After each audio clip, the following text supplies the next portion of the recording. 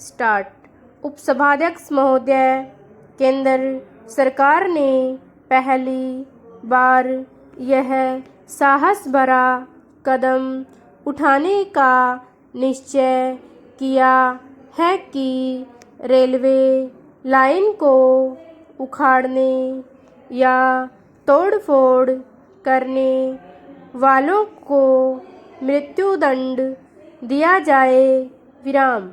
दुनिया के सभी देशों में राष्ट्रद्रोहियों को, चाहे वे जासूस हों या तोड़फोड़ करने वाले, इस तरह के कठोर दंड दिए जाने की व्यवस्था है। विराम।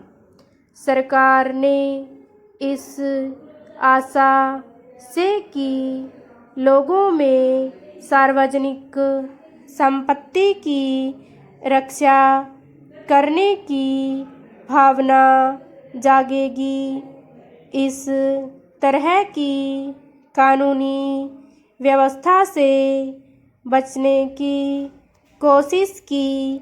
विराम।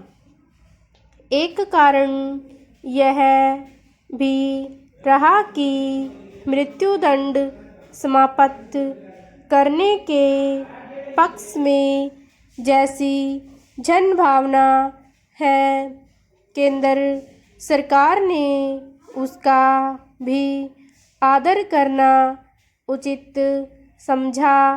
विराम। यही वजह थी कि 7 साल पूर्व जब भारतीय रेलवे कानून में संशोधन किया गया, तब 3 से 7 साल तक की कठोर कैद की ही व्यवस्था की गई। विराम। लेकिन इतने दिन तक संशोधन कानून पर अमल करने के बाद सरकार को बाध्य होना पड़ा कि वह तोड़फोड़ करने पर उतारू तत्वों के खिलाफ कठोर कार्यवाही करें। विराम। सीमाओं की रक्षा करने वाले जवानों को ले जाने वाली ट्रेनों में भी तोड़फोड़ की घटनाएं होने के बाद तो सरकार के लिए और भी आवश्यक हो गया कि वह इस दिशा में शीघ्र कोई कदम उठाए। विराम। पैरा।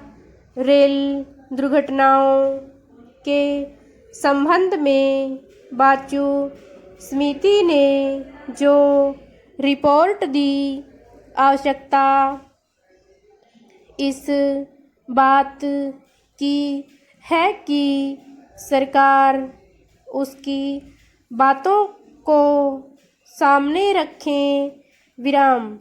रिपोर्ट में कहा गया है कि पुलिस और स्वराष्ट्र मंत्रालय रेलवे दुर्घटनाओं को रोकने के लिए अपना दायित्व निभाने से कतराते हैं।